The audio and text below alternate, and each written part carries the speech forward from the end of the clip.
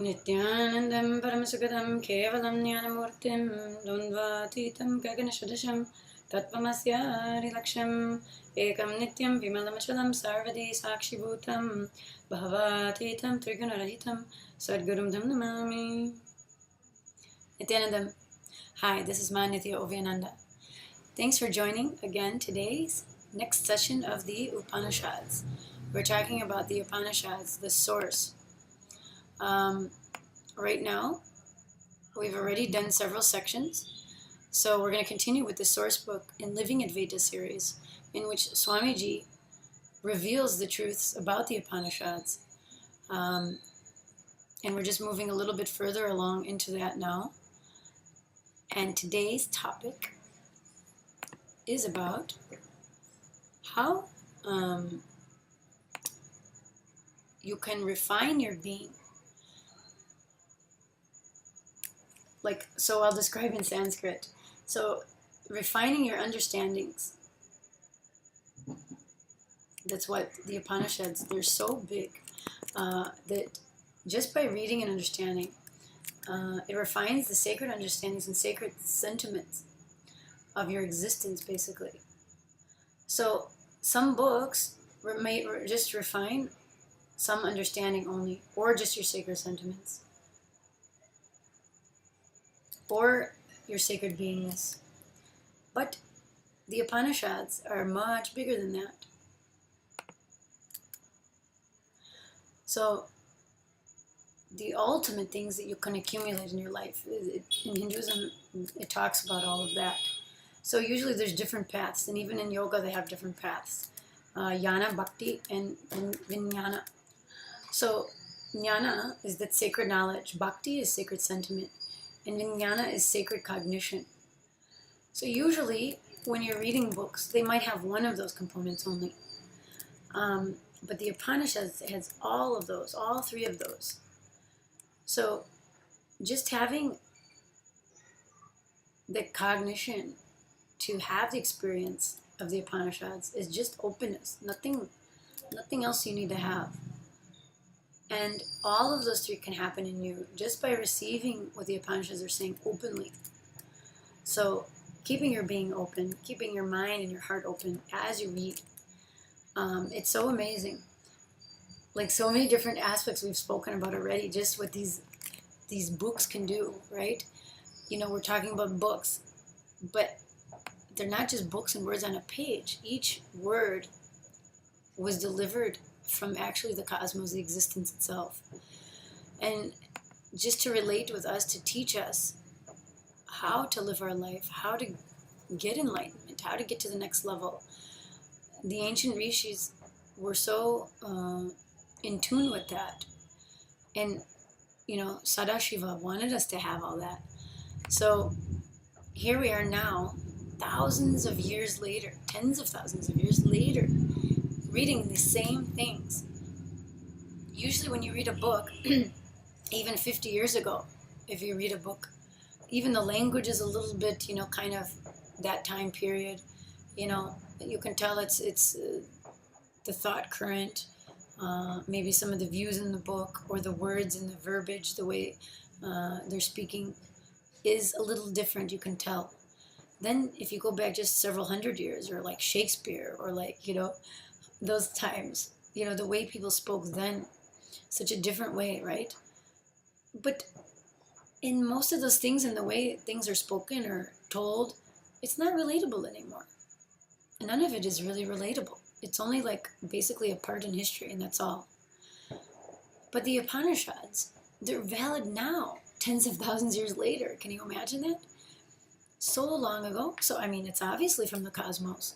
If something written so long ago for that civilization is still applicable to now, then you know it's legitimate.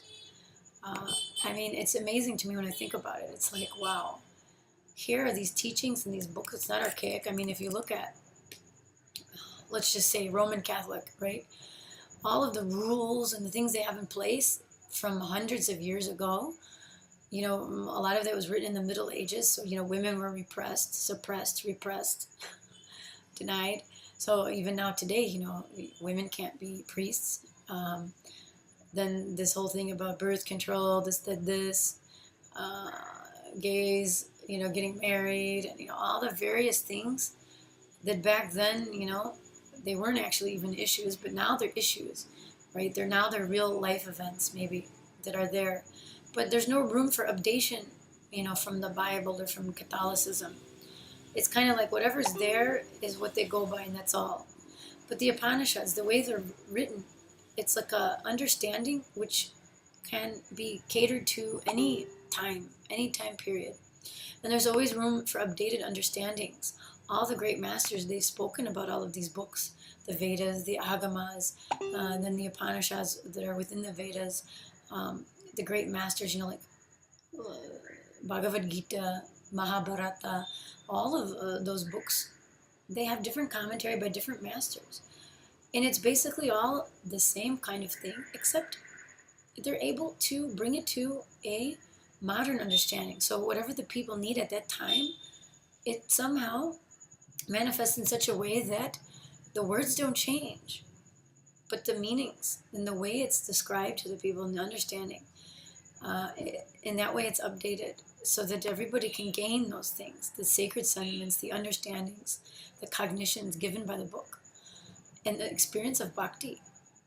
I can't think, of some of the things that I've read in the Western religions. I don't know, like I don't see so much of a bhakti element in knowledge and all these things. I don't think of it, like that. It's just some morals, do's and don'ts. There might be some things there, like some service to humanity kind of feeling. A lot of moral stories, do, don't, is that right and wrong.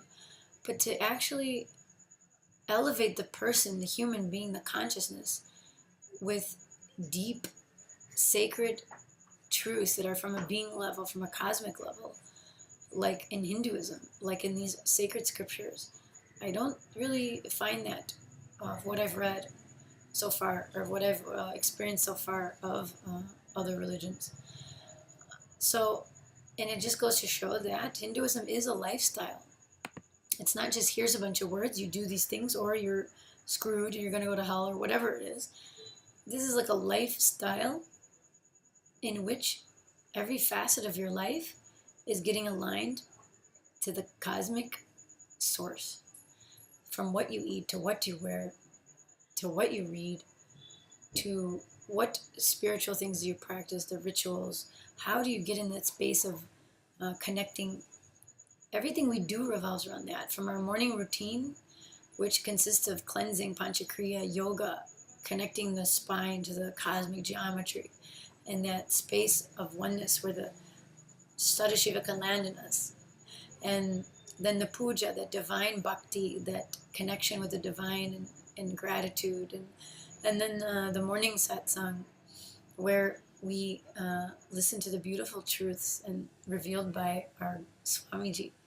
And then manifesting shaktis. So sitting in having the time where we relate with others, and we express with others and share with others what we're learning. So we have all these various things that we do throughout the day that are part of our life and our everyday practice. And then all the other things that we do, that is the mission work or the seva that we do. So, it's a beautiful lifestyle, but every piece is involved with connecting with oneness, with connecting with Swamiji. Everything.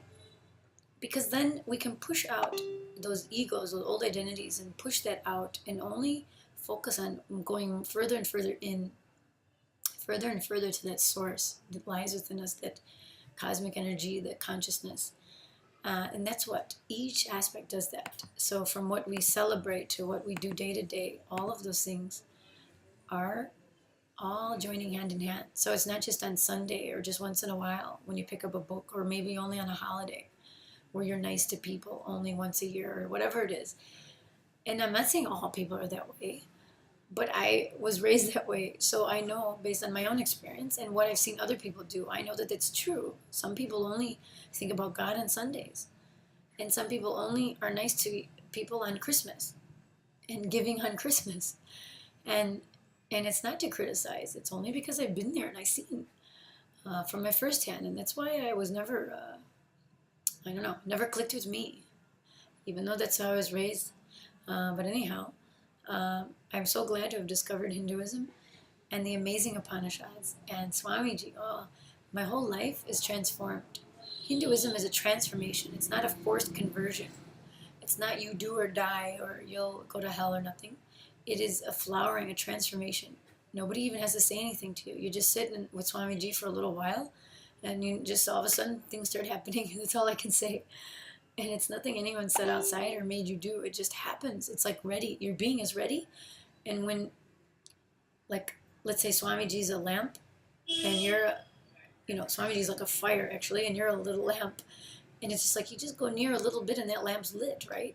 That's all it takes, is that quick transmission to happen during initiation, and you're there, And it's not like anyone says or does anything. It's just your being is ready and waiting for that to happen, because that is what is your purpose.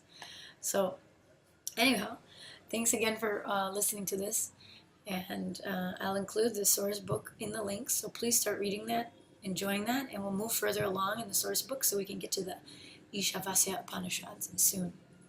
Thanks so much for watching. Nithyananda.